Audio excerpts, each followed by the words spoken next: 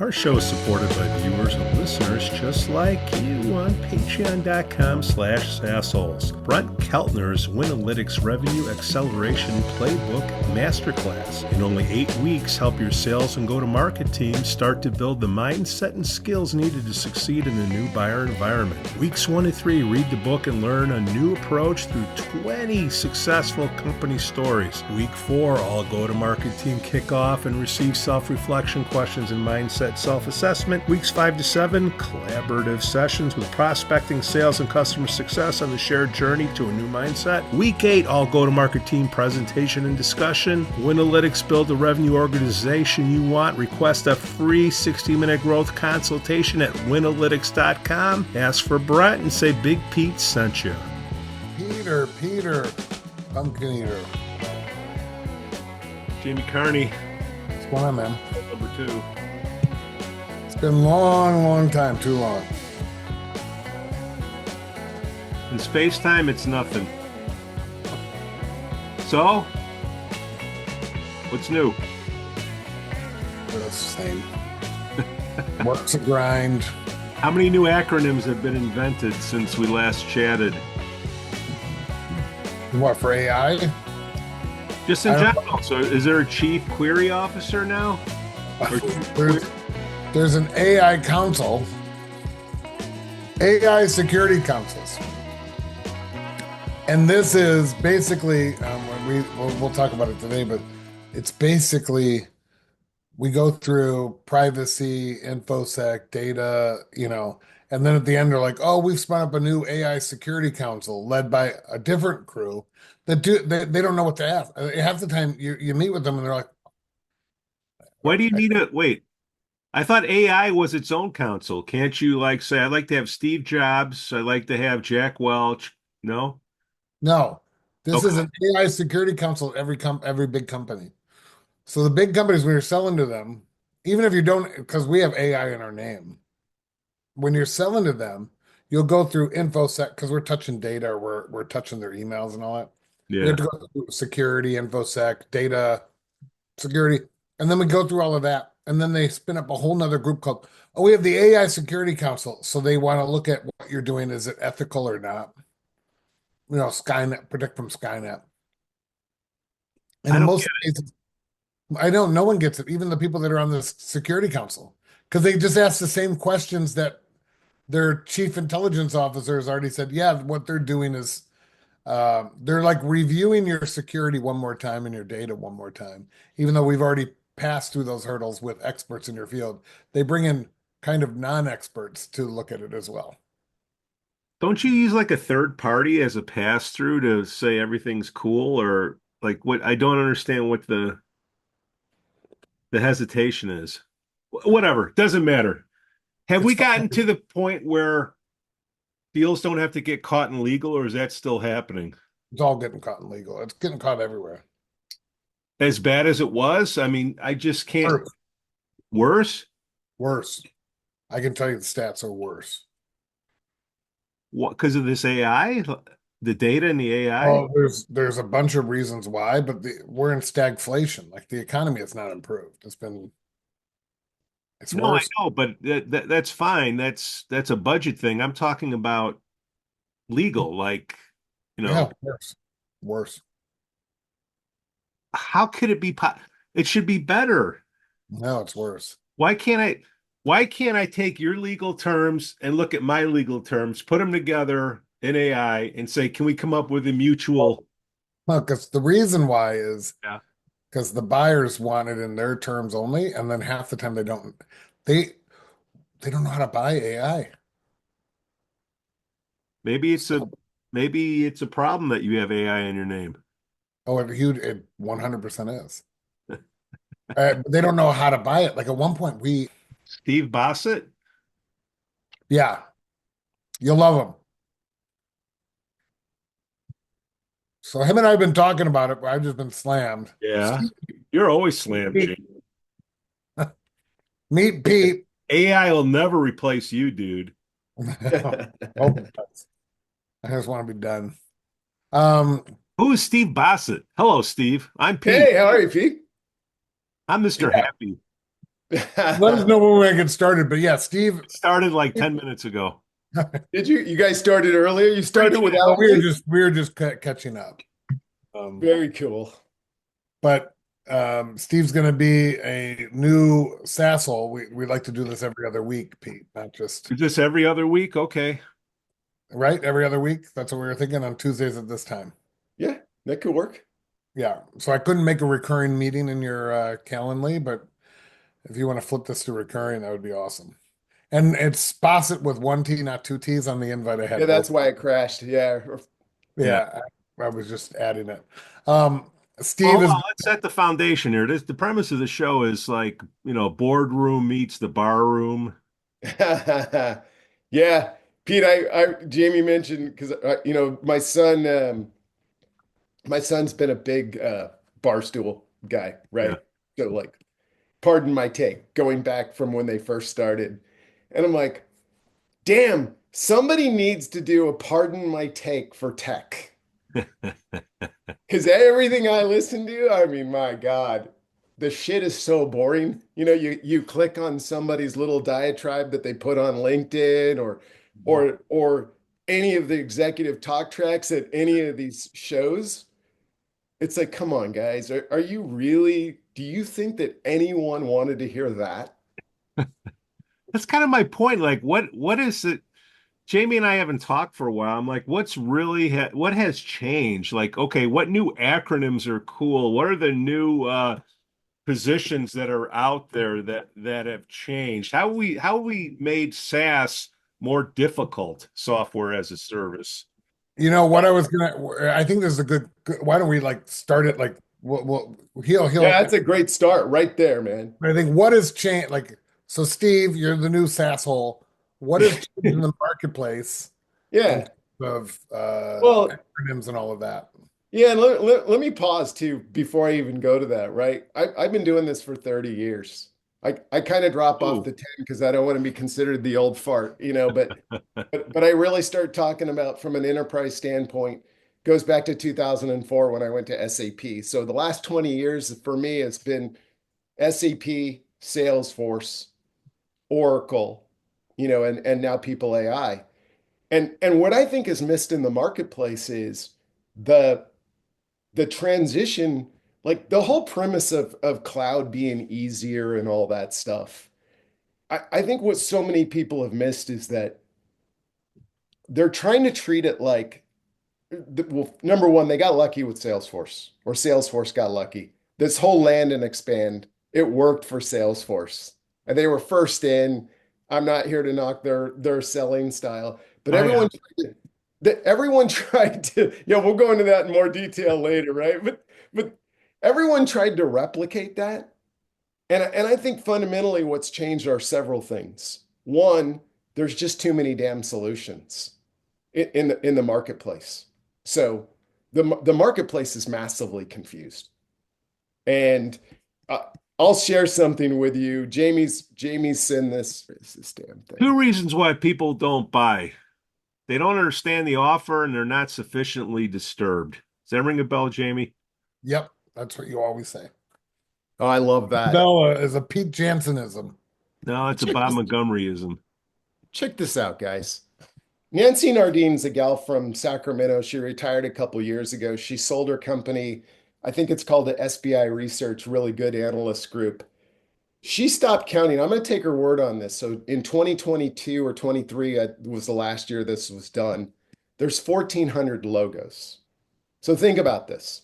Like if I go back 20 years ago in the sales enablement space, you had CRM, maybe you had a configure price quote, you had some marketing outreach tools. There weren't 1,400 of these companies. Now they've bifurcated all this stuff into like customer acquisition, um, deal process, and if you could see this in more granularity, what you would see is all these little segments of the sales process. And to me, this is completely crazy. Like nobody can make sense of it at all. See, what I don't get is there could be thousands of them, but conceivably you could dump all this stuff in and put in your buying requirements, what you need, your legal requirements, and go out there and give me 3 to spend more time on to look at. We still can't do that. No, because that's the thing where if you go back to like in my world, when it was ERP, it was a board level decision. In fact, the first deal I did at SAP was First of all, back what's ERP? enterprise resource process. It's basically your core financial system Okay. combined with supply chain. Okay. That's SAP and Oracle have been the two dominant players in that. So what's fascinating to me in the change is when I was competing against Oracle, board level decision, there was a selection committee. They were told you have 6 months, 9 months to do the selection process. You have to come back. You have to give us an answer. The CEO at the company that I did my first ERP deal was told in 6 months, come back and say SAP or Oracle or tender your resignation. So think about like the fact that most reps are losing deals to no decision. And I think years ago, at least in my career, there were initiatives, they were funded, and they were going to buy CRM, and Siebel was competing against known players at the time. And so realistically, once the sales rep entered that fray, they just had to win.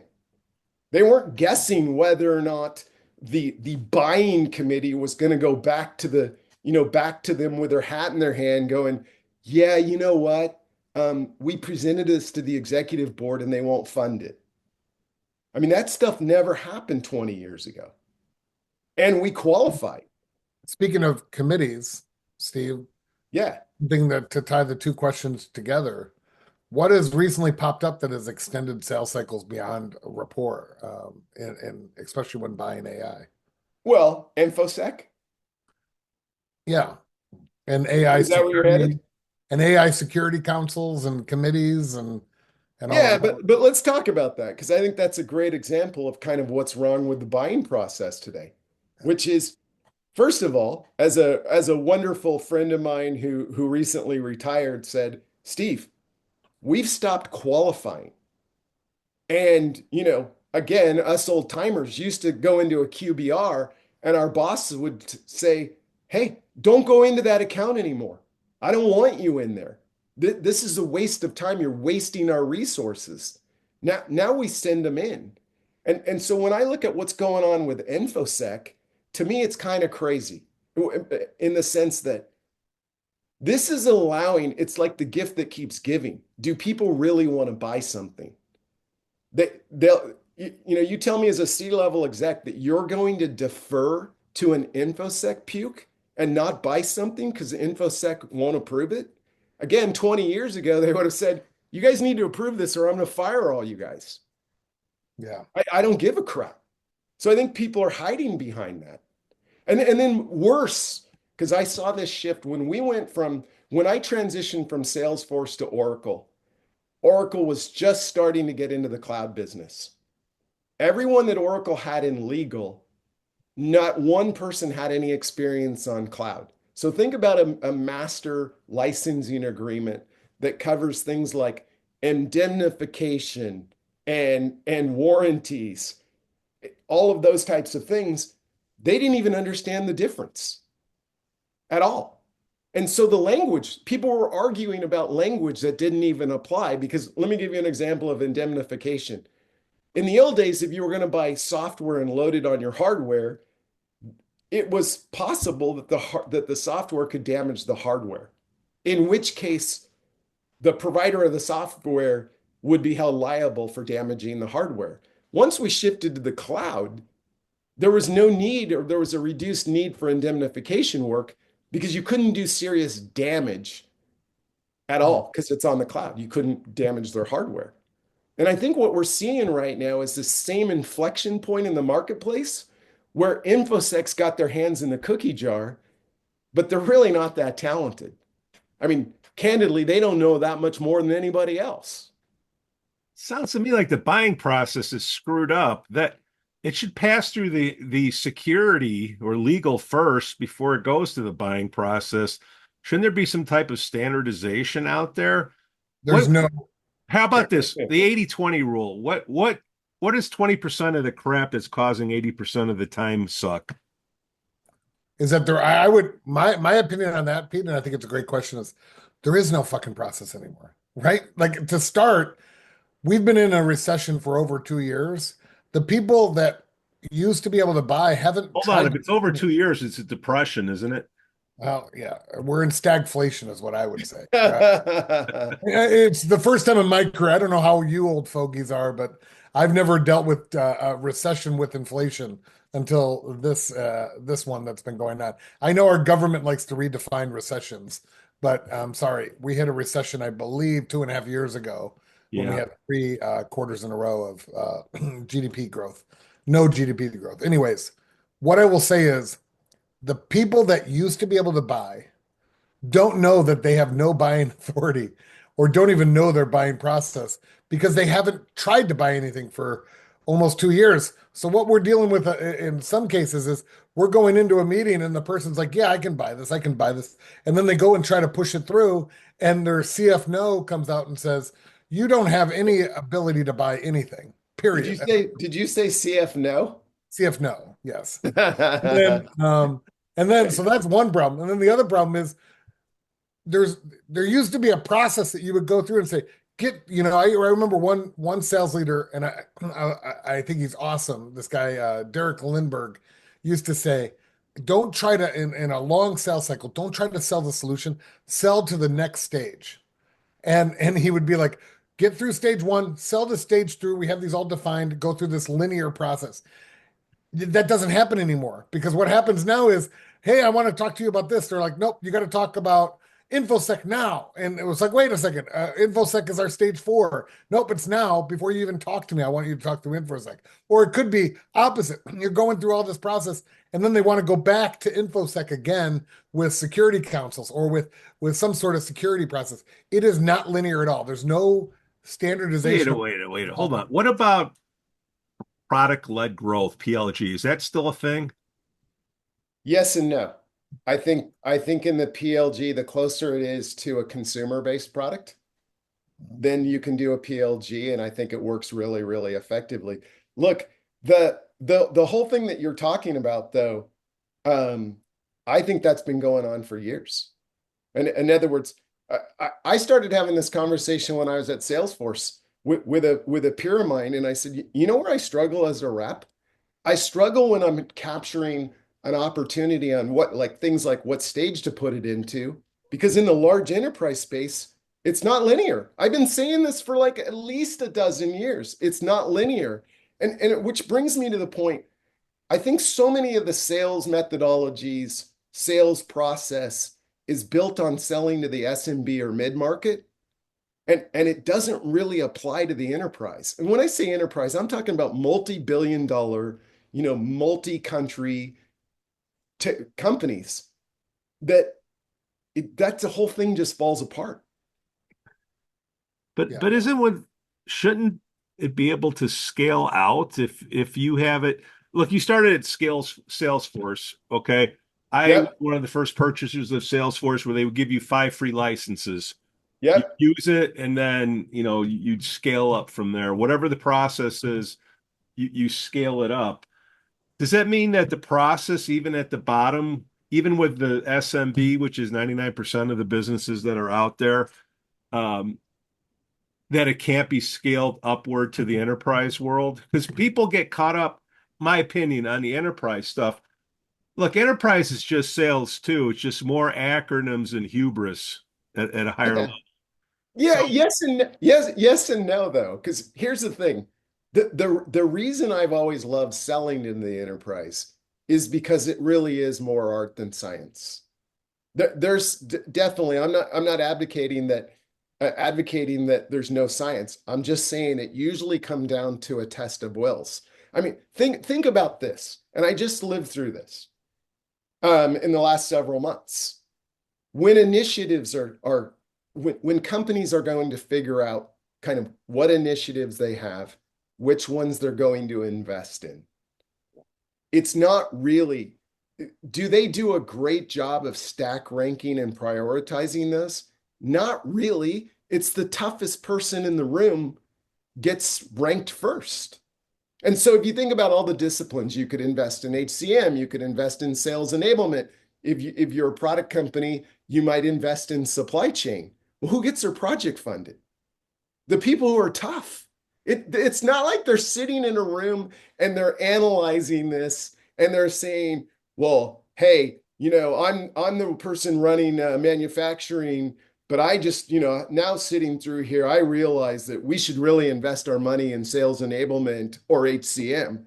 Nobody does that. They fight hard and they're the ones that get their stuff prioritized. Salesforce, how many drop downs are there for where the deal is in process or likelihood to close? What do you call those meetings every week where you burn an hour? Recurring meetings, Huh? forecast calls. Forecast? Yeah, forecast. I forgot what the other fancy word was, but it's an hour of just lying. Okay. Yeah. So yeah, here's where I am, man. Yeah, I'm talking to the decision maker. And you know what? You could be telling the truth, but the other fucker on the other end is lying to you, saying, yeah, I have the authority. So you go through all that stuff, but businesses want to get those forecast numbers right. They want to be you got to be really close on those numbers. Yet when you go up in the bottom of the foundation of the entry level salesperson to the CEO, there's so many fudge levels in between of covering your ass numbers that there's nothing that's objective. It's a whole scam, is my opinion, with the exception of your company, boys. Oh, there's a guy, if you look up, and I can send it to you. His name's Dave Kellogg. He's been a CEO and he does a blog. It's called Love a Kellogg. cereal. And he calls them vanity metrics. And so I was advocating to a friend of mine years ago, we should just get rid of metrics because the metrics become the goal, not the solution. There's another guy named Tony Schwartz who's written some really cool stuff. He calls it confirmation bias. And he's like, look, if you think about an enterprise selling, no one's asking like, what else am I not seeing? Like, what else may be true? Could something else be true? I mean, I'll give you a great example. I lost a deal, God, it was 10 years ago, to no decision because I had I had navigated across all the executives in the company except for the CFO and the CEO. Had a phenomenal relationship across the C-suite. Got a call one morning from the head of global sales ops. And she said, "Hey Steve, our company just got sold." And I said, "So what does this mean?" And said, "Steve, for you, it means your deal's dead. For me, it means I'm out of a job."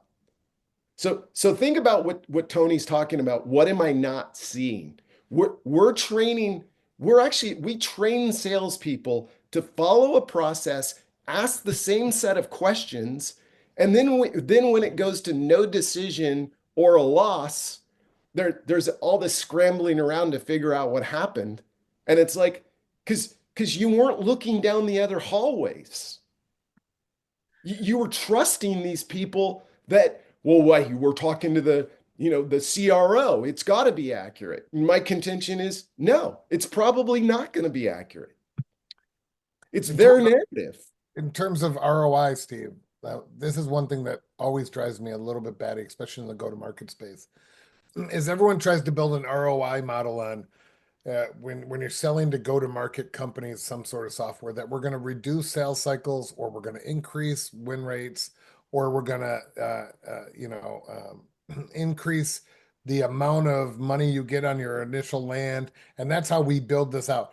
By the way, every single go-to-market team and solution takes these 4 channels and tries to Sure. create an ROI. How do you create an ROI to a company like if you were selling to a person so that it's not the same as everyone else? Well, first of all, I think there's a bigger question that preempts that. Why are we training people to ask the same questions? If there's 3 sales teams competing for the same piece of business and they all go through the same sales process and same sales training and they're all following, let's say, MedPIC, what are they going to end up doing? They're going to ask the customer the same questions. And then they're all going to come to the same conclusion on ROI. So the first thing I say is start with critical thinking and throw out that crap that you're being shoved down your throat and start asking different questions than everybody else. Because then you're going to start uncovering a different set of value, maybe a value that's far greater than the standard process. And you sound different. You totally sound different. I mean, if I go back to the slide that I showed you of 14, think about this. Those 1,400 companies, it's crazy to me. They've probably all got a BDR and they got a sales rep. So there's 2,800 people calling CROs. And if 28 people email a CRO or have some way of sending a message, and the message is questions like, what's keeping you up at night? Or maybe they've all done some research on some initiatives, so they all try to attach to the same initiative. There's no creativity on that. I mean, Jamie, I've shared with you that I actually replaced Salesforce by going to the CEO and CFOs and telling them, hey, guys, Salesforce is a pretty damn good solution, but you're paying way too much money. Well, why is that, Steve? Because you're only using 10% of it. How'd you get to that? Well, let me show you. If your salespeople are like me, all they're doing is entering an opportunity. So they're entering a dollar amount, a phase, and and an estimated close date, and whether it's a commit or an upside. They're entering the same stuff. Maybe they enter next actions. So, hey, I'm not even saying that you should buy my solution. I'm telling you that there's 10 CRMs that'll do the same thing Salesforce is doing for 1/10 the cost. Steve, I think we got bigger issues at play here. I think number one, how many salespeople do you need? Nobody can answer that question. Oh my God.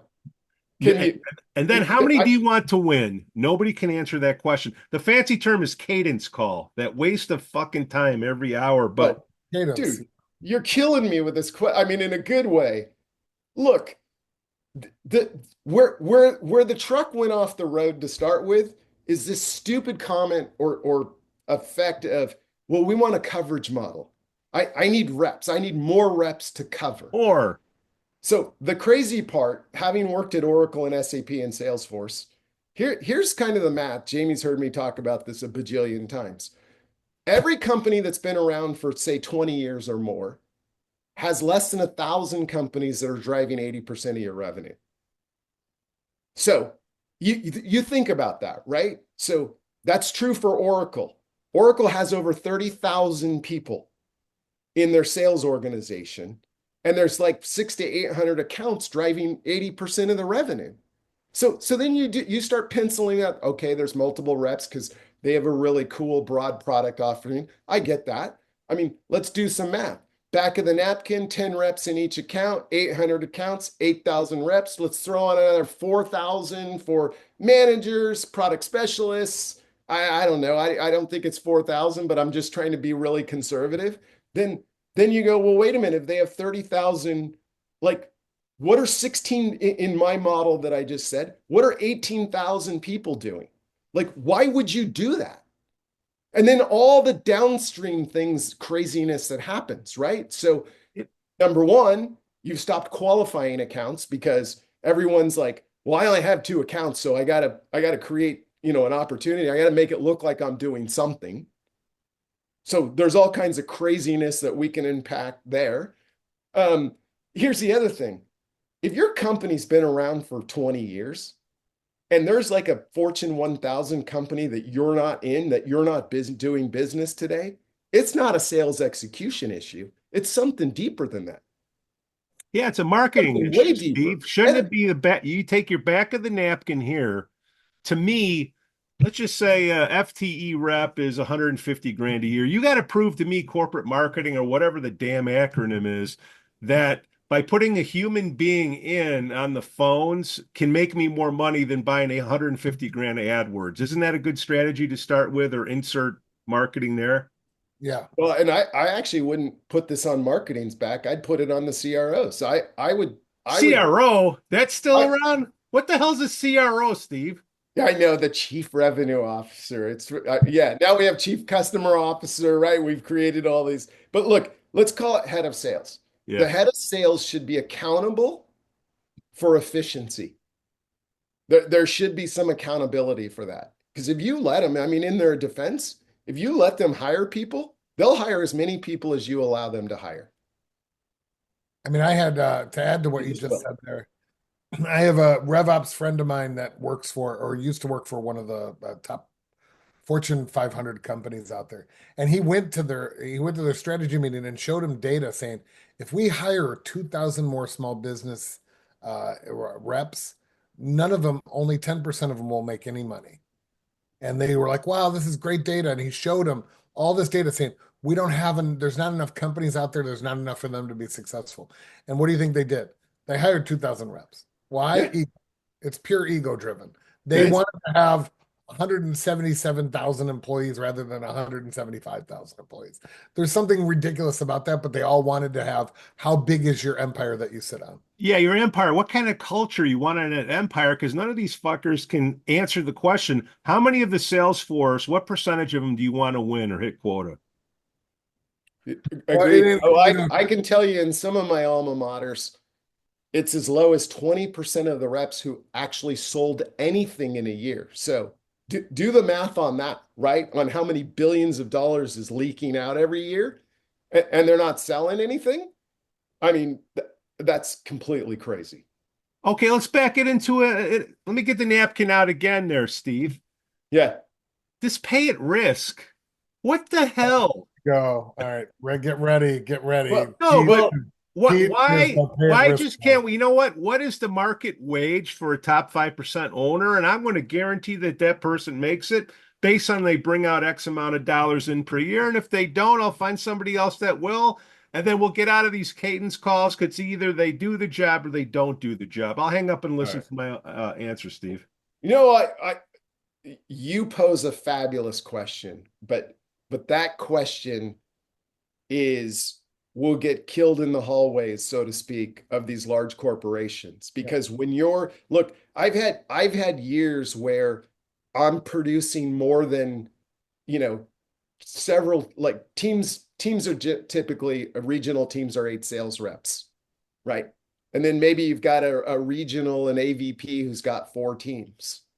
So think about when you think about cost of, like they capped my income on some of my blowout years.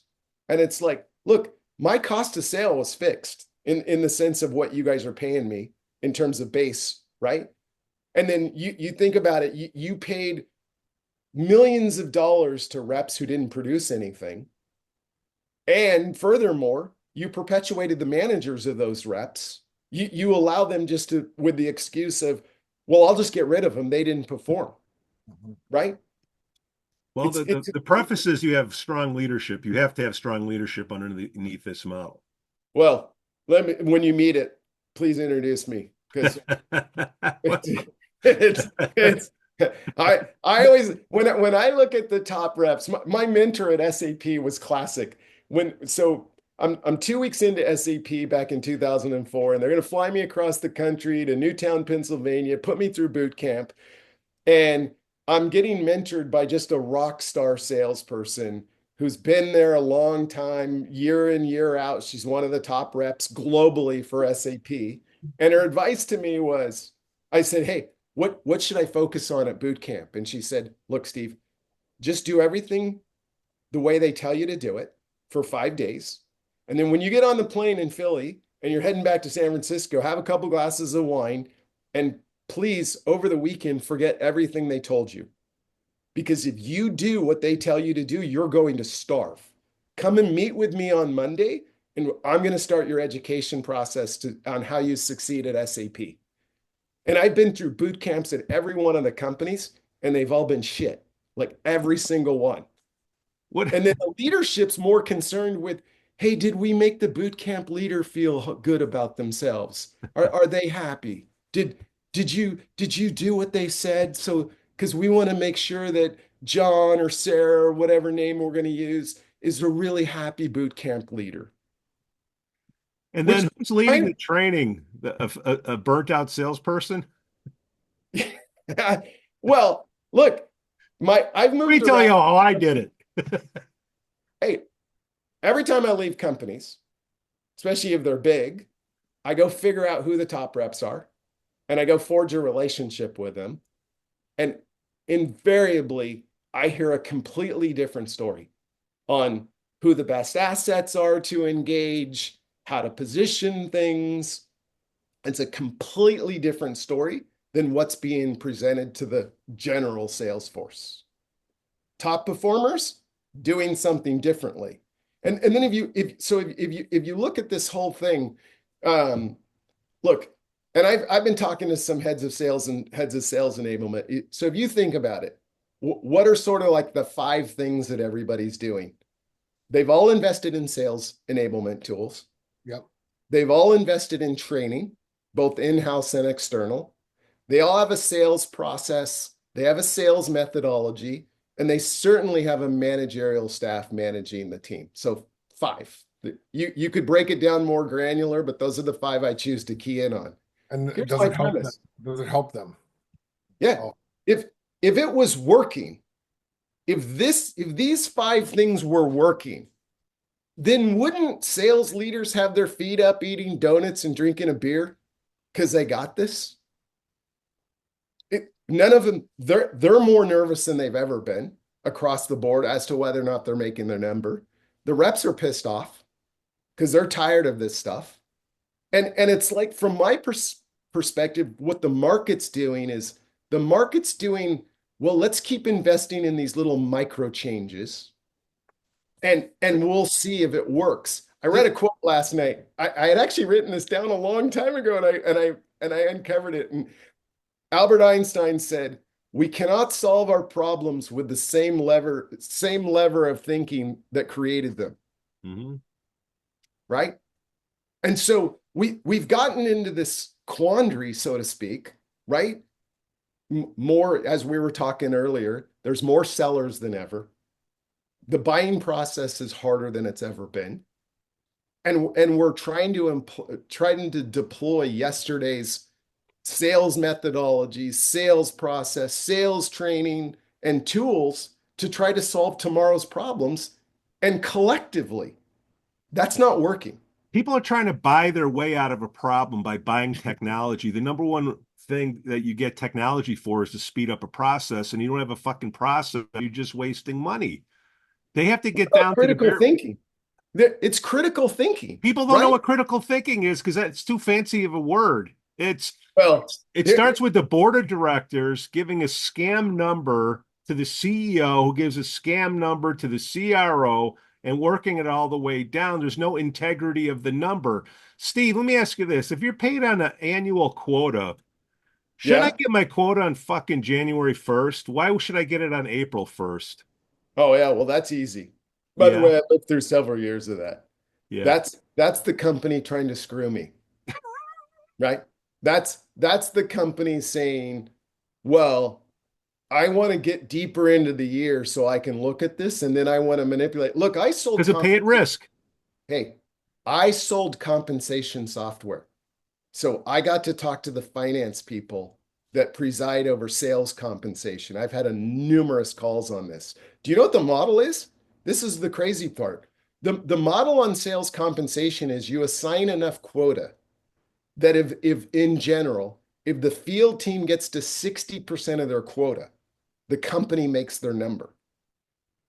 So it's 2/3 is a completely number, right, duplicitous. Jamie? 2/3? That's what it I would say 80% productivity is what is usually penciled in, but 60%. No, these ZSO. Yeah, but productivity two-thirds. and yeah, it depends on what you're calling productivity, right? I'm just strapping it straight You're to saying revenue. 80% make their number. So I'm saying 60% overall. So that's 60% ish, maybe 70 from what I've heard talking to the finance teams. They get to their number. And then by the way, what they do is they look at last year's President's Club winners' performance and they create algorithms. So let's say you got 200 people that went to President's Club last year. If they performed the same way, there'd be 100 people going to President's Club. That's how they get to the number. And so the crazy part to me about these large sales organizations is they actually penalize the people who perform the best.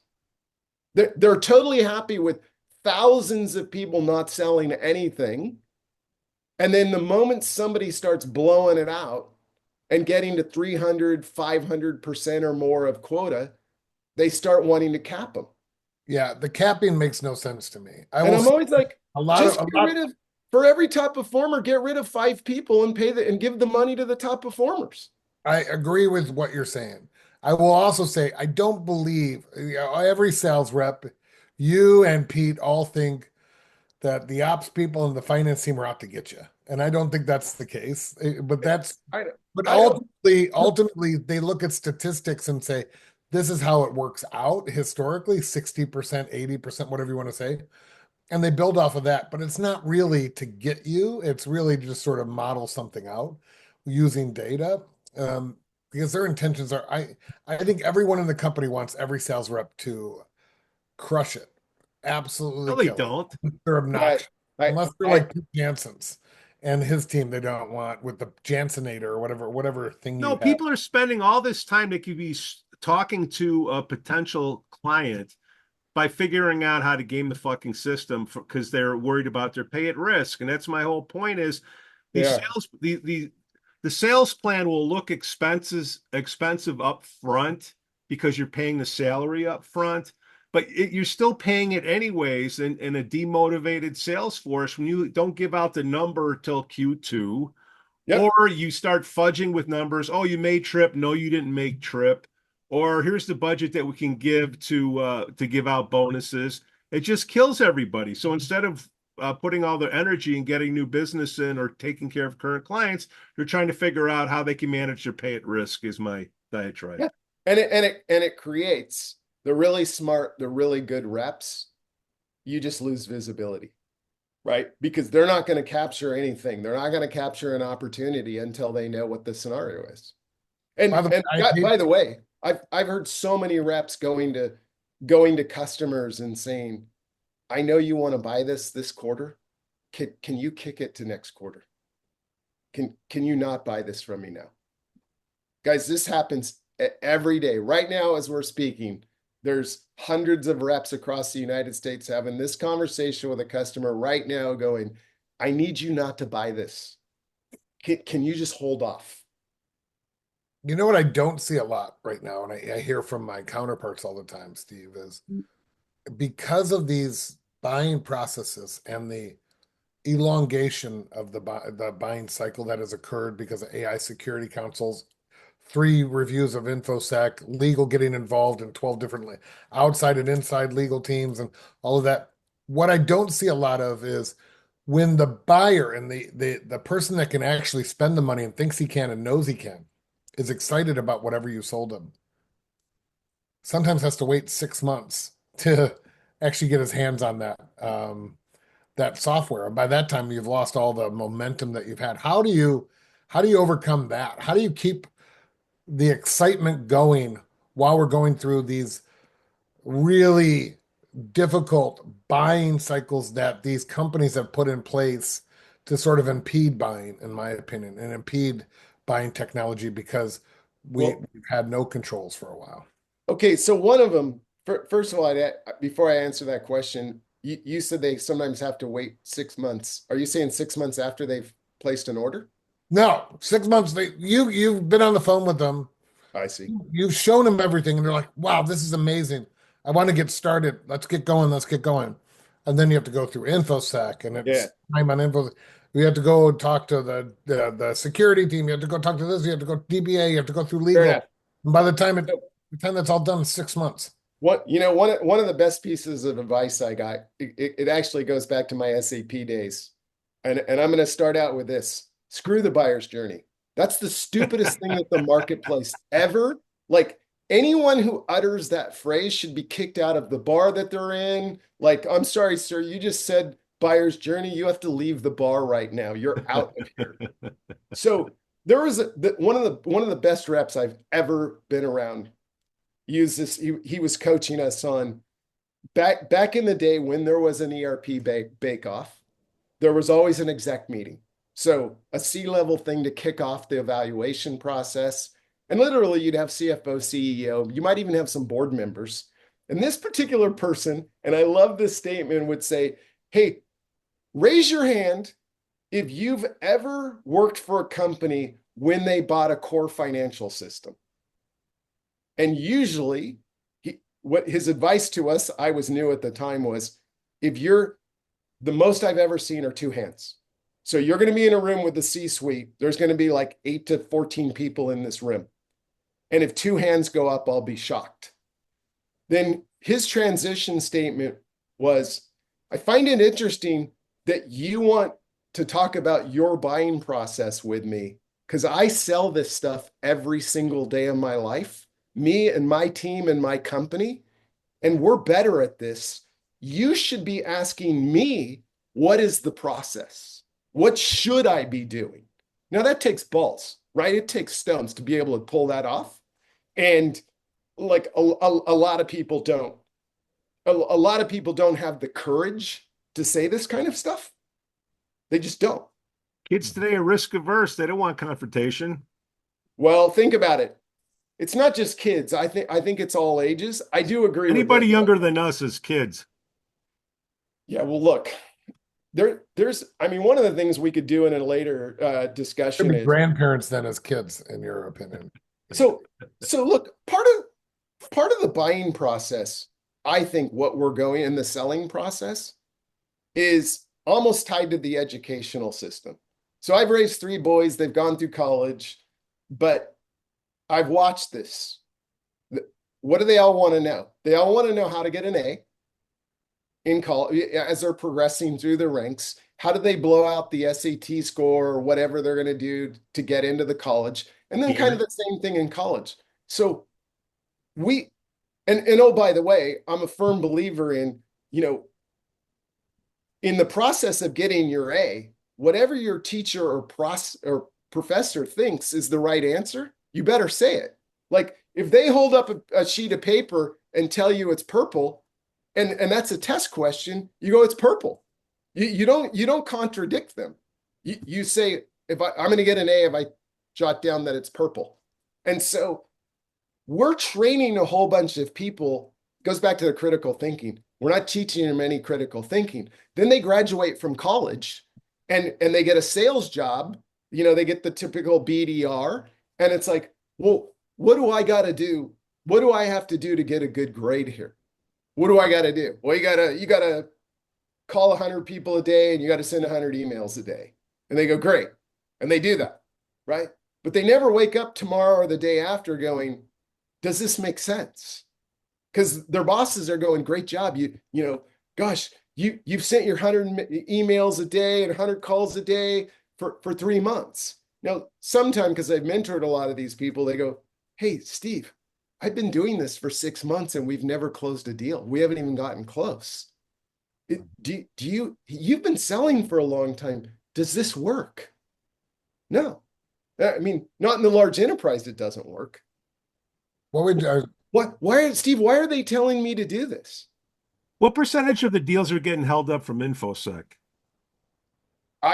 Personally, Yeah. I think the whole thing's overblown. In other words, look, it's incumbent upon the selling team. I'm going to tie the INFOSEC challenge with, do you have the right executive sponsorship? Are you talking to a qualified buyer, right? If you don't have, that's the thing. They keep talking, like I go on LinkedIn and I don't care what the post is, right? yeah, They treat the buyer as it's this ambiguous, it's actually not even a human. Like it's the buyer. And you're like, no. We're talking about a multi-billion-dollar company. When you say buyer, it's the buyer. It's the buying community. The people that are going to buy. And I'm like, no. I want to know. I want names and people. Like who's buying? And it's crazy to me.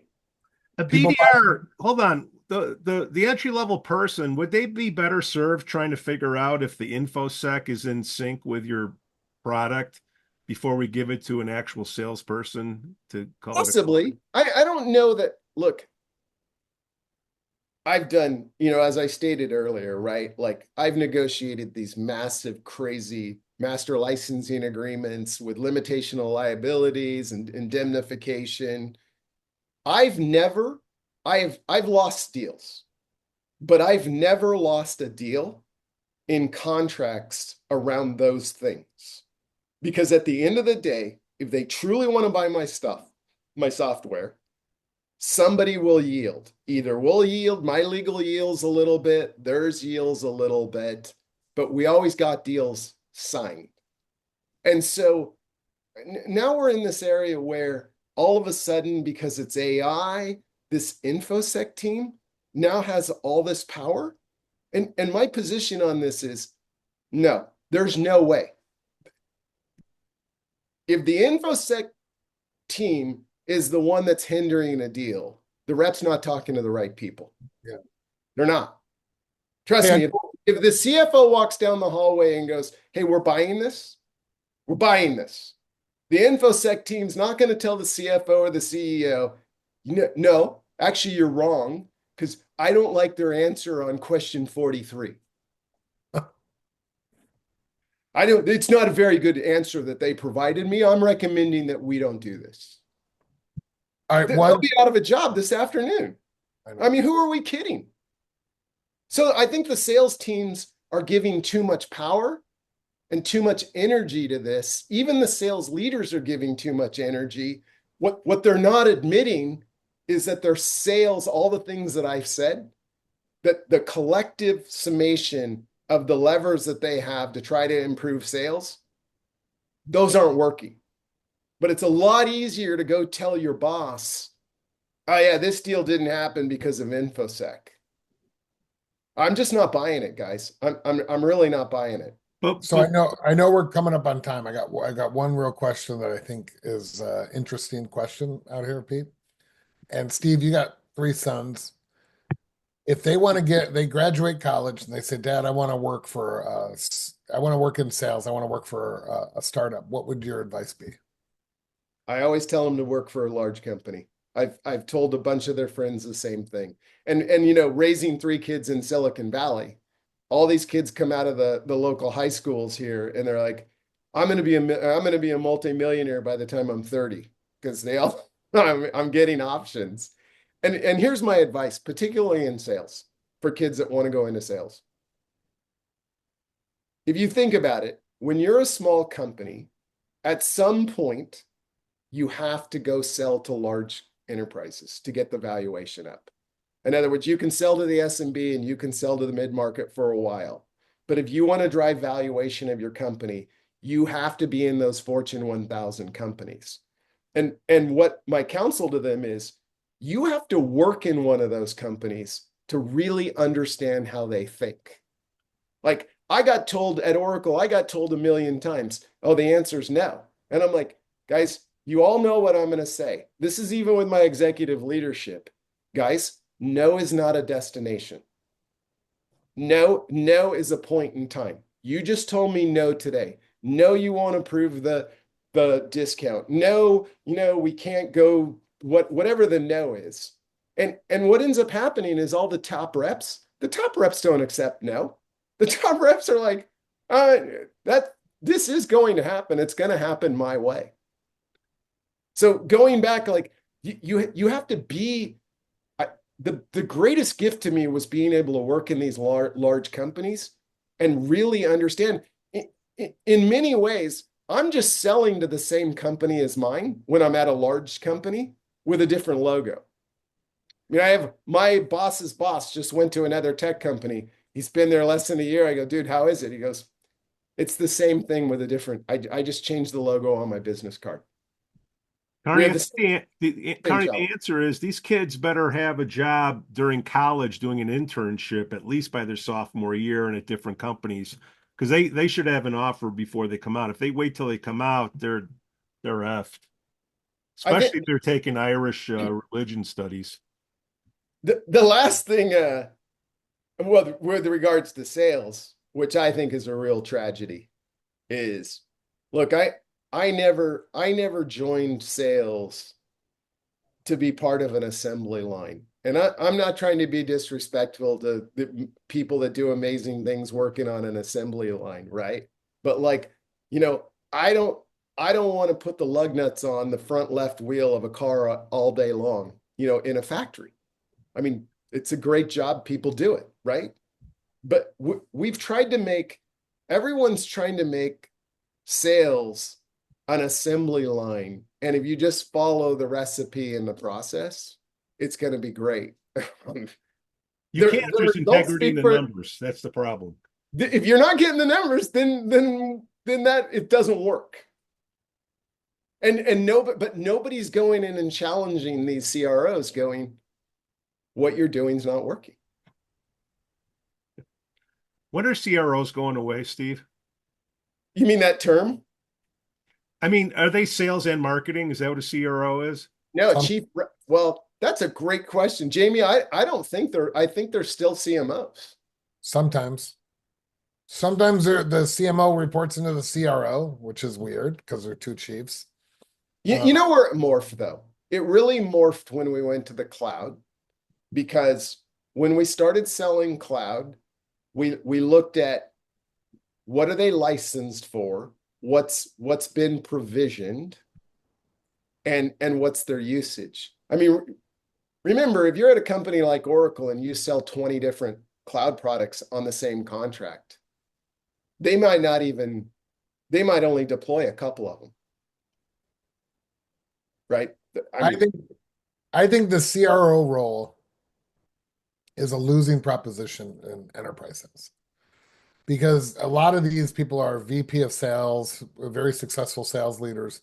They come in and they're basically trying to regurgitate or get caught up to speed on what an ops person is doing, and then essentially they're trying to get their hands around that, which is overwhelming in the first place, which is more innate for someone that's been doing ops their whole time.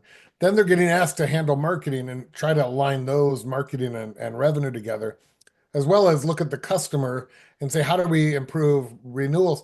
There's so many holes that they are getting held responsible to and held over the flame that I would rather just be a head of sales, because then I know I can just do that and I don't need to get caught up to speed.